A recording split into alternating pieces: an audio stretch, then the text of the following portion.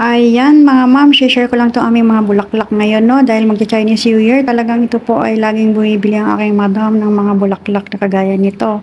So ito ay water lily daw 'no, nung una kong ginawang background to sa aking memory verse, isa pa lang ang namumukadkad. Ngayon halos lahat na sila ay namumukadkad na 'no. So ayan, isa yan sa halaman o bulaklak na binili ng aking amo.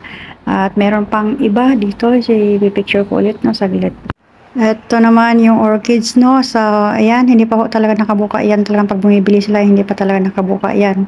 So hanggang after New Year yan, ng Chinese New Year, nandyan pa yan dahil nga wait yan na magbuka lahat ng kanyang mga bulaklak. So ito ang tradisyon nila 'no. Ito naman kung yung ang suha nila ay ginagamit pantanggal ng malas, ito naman ay pampaswerte nila.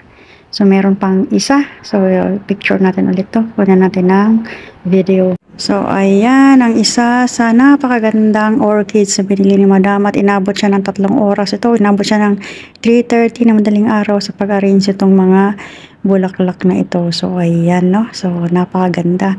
So ito po ang kanilang pampaswerte pagdating ng New Year, at nilalagyan nila ng mga dekorasyon, ng mga gold o ano-ano yung mga sabit-sabit. Ganyan lang pala kasimple pag gumawa. So kung mayroon tayong mga orchids na mga tanim sa bahay, pwede nating gawing ganyan, ilagay natin at lagyan na lang natin ng mga ribbon. Kung meron tayong mga white ribbon, white o red ang papaswerte at saka gold.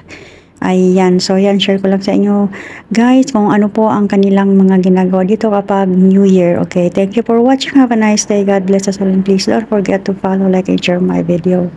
Thank you.